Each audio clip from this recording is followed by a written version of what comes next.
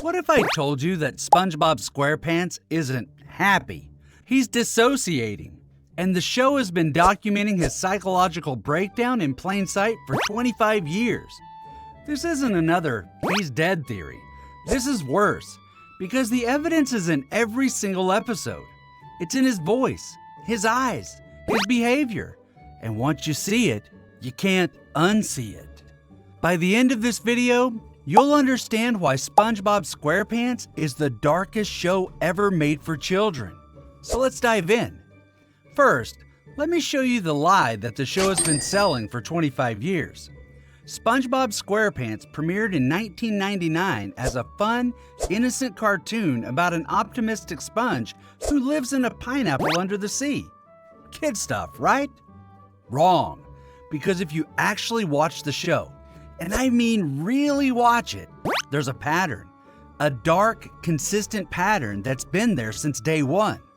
And it all starts with one simple question nobody asks.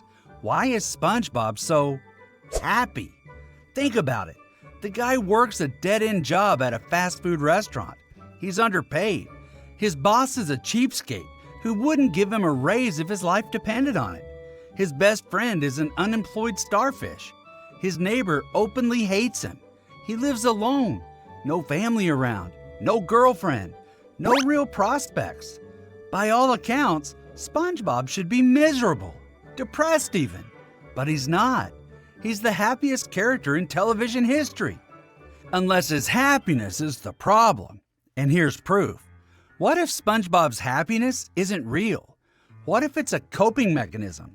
What if everything we've been watching for 25 years is actually a character in complete psychological denial?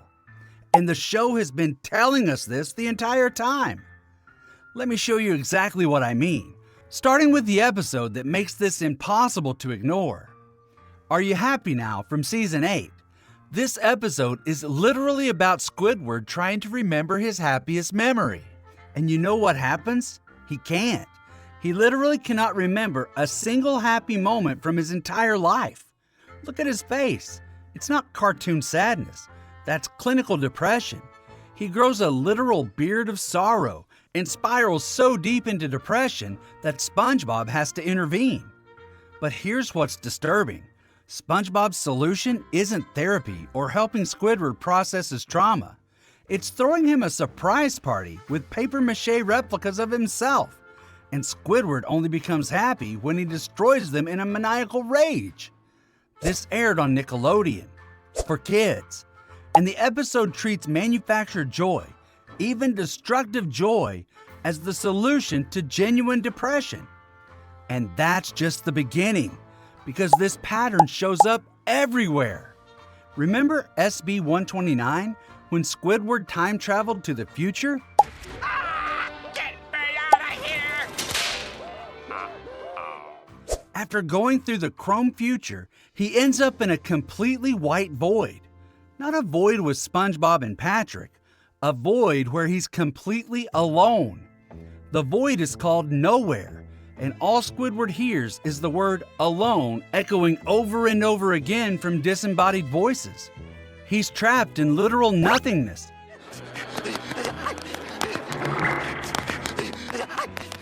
Hearing nothing but the reminder of his isolation. That's not a joke about the future. That's a visual representation of existential isolation. And when we cut back to the present, SpongeBob and Patrick are there acting completely oblivious to deeper meaning, content with their shallow existence. But it gets worse.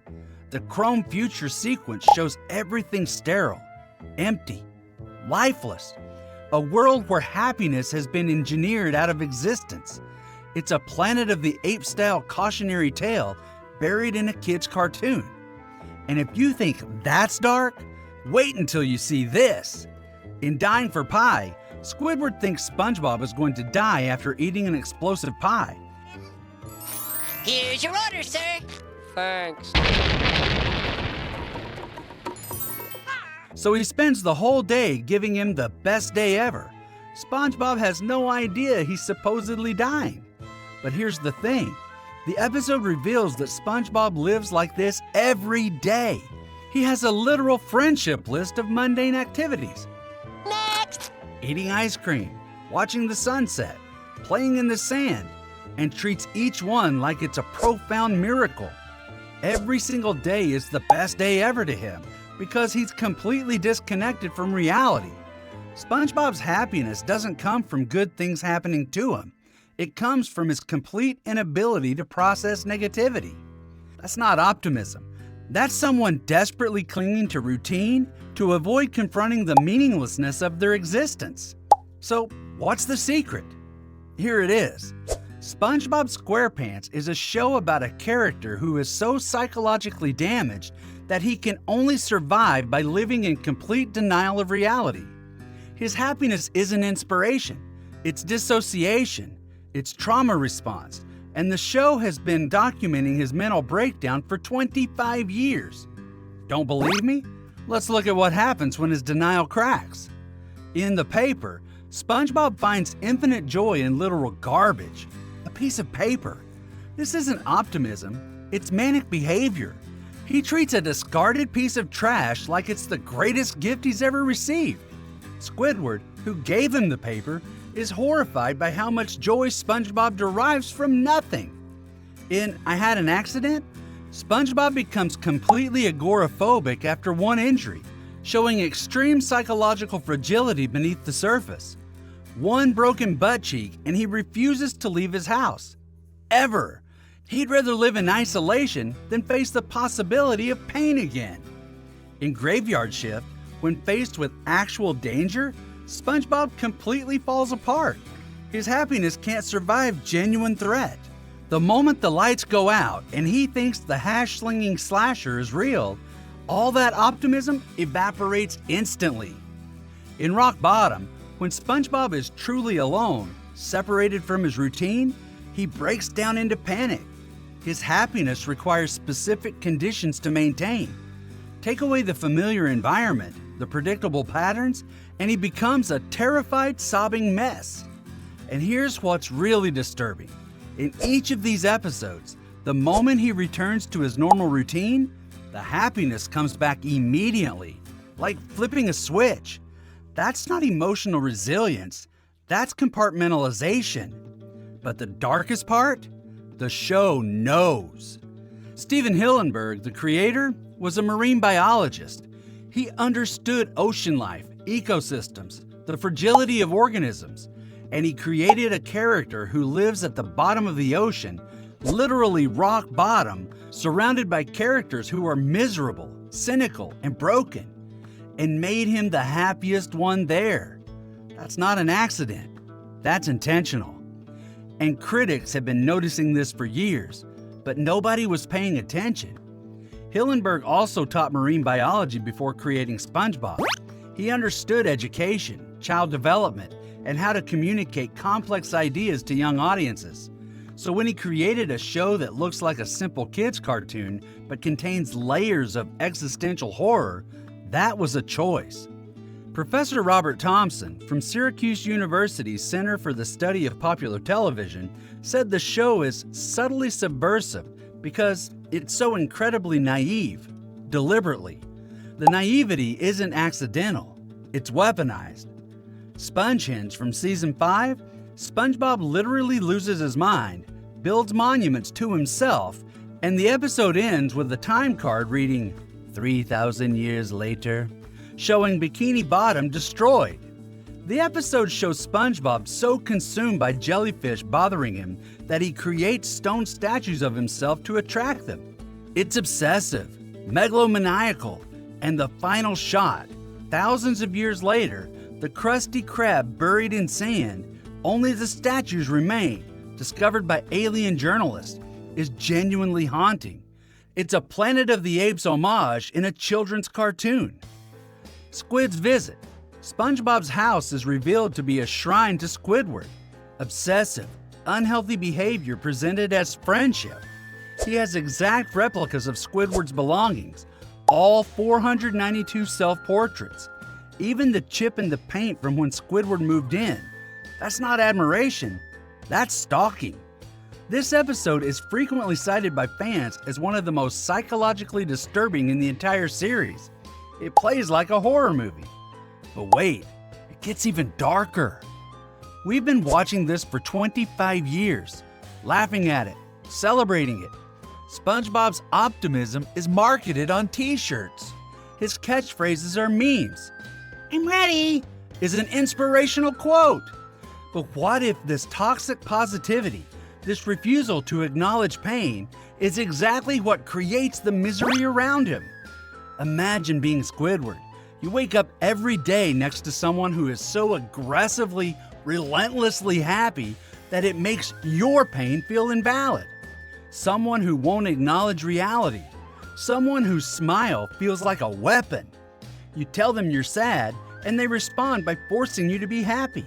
You express genuine suffering, and they treat it like a problem to fix with a party. You want to be left alone, and they break into your house and recreate your entire bedroom to make you comfortable. That's not a neighbor. That's psychological torture. SpongeBob won't acknowledge his own suffering, so it manifests in everyone else. Squidward's depression, Mr. Krabs' greed, Sandy's isolation, Patrick's stupidity, Plankton's obsession. They're all symptoms of SpongeBob's untreated trauma infecting the ecosystem. Squidward represents what SpongeBob would be if he allowed himself to feel reality. Mr. Krabs represents the greed required to sustain the illusion. Patrick represents the intellectual regression needed to maintain ignorance. Sandy represents the isolation of being the only sane person. Plankton represents the obsession with something unattainable. They're all aspects of SpongeBob's fractured psyche, externalized into separate characters. And the proof is in the very first episode. Help wanted. SpongeBob wakes up and his first words are, "Today's the big day, Gary." already framing his mundane job application as a life-changing event. Then, as he runs to the Krusty Krab, he chants, "I'm ready, I'm ready, I'm ready." over and over, manic repetition, like a mantra, like someone trying to convince themselves. And the episode ends with him passing out from exhaustion, nearly dying while serving anchovies, and still declaring it the best day of his life. The very first episode showed us a character in psychological crisis, and we thought it was wholesome. The SpongeBob SquarePants movie. The movie Stephen Hillenburg wanted to be the end of the series ends with SpongeBob giving up on his dream. He wanted to be manager of the Krusty Krab. He saves Bikini Bottom from Plankton. He proves himself a hero. And his reward? He becomes the manager of Krusty Krab 2, a corporate expansion, a franchise, and he's happy about it. That's not a happy ending. That's a character accepting a lifetime of mediocrity and calling it success. So, what's the darkest secret? SpongeBob SquarePants is a horror show disguised as a comedy. It's a 25-year documentary of a character slowly losing his grip on reality, and we've been conditioned to find it funny. The secret isn't that SpongeBob is dead or in purgatory or a nuclear test site. It's that SpongeBob is alive and conscious and suffering and has built an entire false reality to avoid confronting it. And we've been celebrating that suffering as optimism for a quarter century. Now, you might be thinking I'm reading too much into a kid's show, but here's the thing. Critics and cultural commentators have been writing about SpongeBob's surprising darkness for decades. The show has won multiple Emmy Awards and a Golden Reel Award. The creators intentionally layered adult themes into children's content. That isn't accidental. That is the point. And here's the most disturbing part of all. SpongeBob has been teaching kids for 25 years that if you're just happy enough, if you just ignore the pain long enough, everything will be fine. That's not a lesson. That's a lie. And it's one of the most dangerous messages a children's show has ever sold. Because what happens to those kids when they grow up and realize that happiness doesn't fix depression, that optimism doesn't pay bills, that smiling through trauma doesn't heal it? They become Squidward. So, That's SpongeBob's darkest secret. And I want to know, did this ruin your childhood, or did it make you appreciate the show even more? Drop a comment and let me know which episode you think is the most disturbing now that you see it this way. Make sure you subscribe because the next video in this series is going to blow your mind. I'm diving even deeper into Bikini Bottom's darkest secrets, and you won't want to miss it. Thanks for watching, and sorry for ruining SpongeBob for you. I'll see you in the next one.